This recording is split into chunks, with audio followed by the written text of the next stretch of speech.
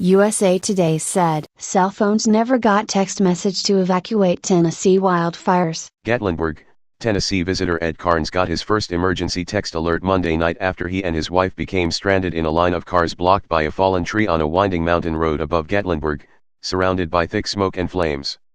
It advised people near the mountain resort town to stay off the internet.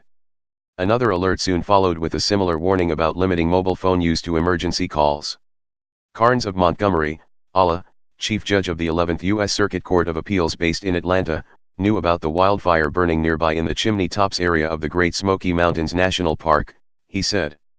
He learned about a voluntary evacuation urged for people in the Minot Park area across town while watching a TV newscast earlier that night.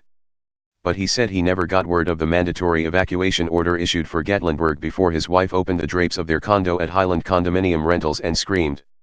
There was a wall of fire outside the condominium wall, Carnes said. Tennessee obviously has a system to send an alert to me, and I'm from out of state, he said. No criticism of the folks up there, but in the future, if they've got the technology they need to put the alerts, voluntary or mandatory, on the alert system. On that blustery Monday night, meteorologists said winds gusted to hurricane force at times, almost 90 miles per hour. Airborne embers spread the chimney tops fire, and in less than 15 minutes, parts of Gatlinburg were in flames. The citywide evacuation order never was relayed directly to area mobile devices because of constraints of the integrated public alert and warning system, which limits the text messages to 90 characters, spokesman Dean Flenner of the Tennessee Emergency Management Agency said Thursday. You cannot just tell them to evacuate.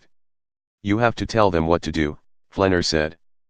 People will panic more, and you will get people in dangerous situations because you have not told them more. Instead, the evacuation notice was issued to area TV and radio outlets for broadcast several hours after the fire had reached Gatlinburg.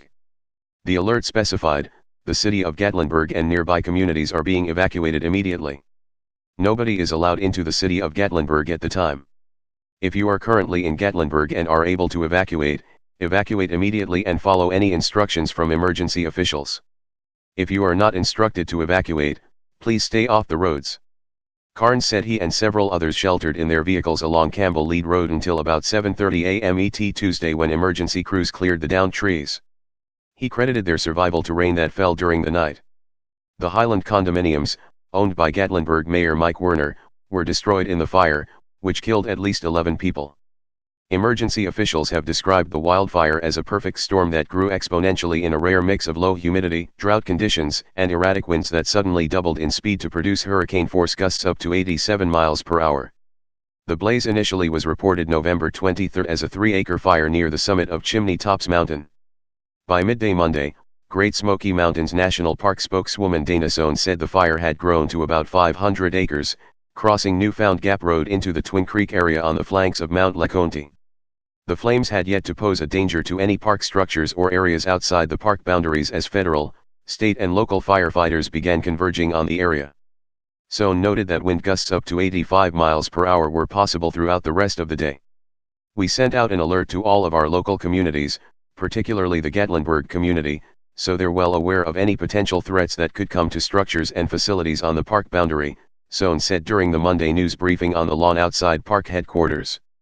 By Monday afternoon, the city was recommending people leave the Minot Park area, according to Tennessee Emergency Agency logs. Around 5 p.m., city officials issued a news release assuring that no structures had caught fire within Gatlinburg.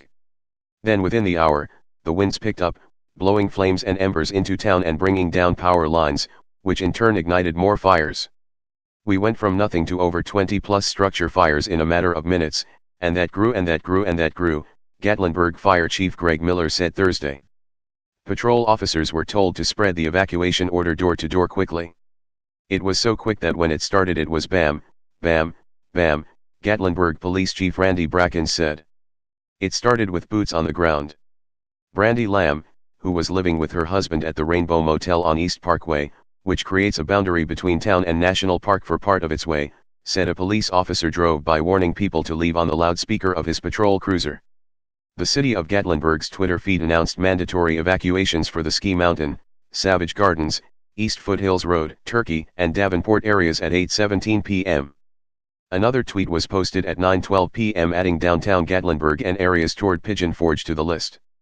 The evacuation order was issued to local broadcast outlets at 9:04 p.m. via an emergency alert system message at the request of the Sevier County Emergency Management Agency, Flenner said. If you've got an event that occurs over the span of 15 minutes, you've got to be fast and accurate, Flenner said. It is always a challenge to be fast and accurate when something is right on top of you.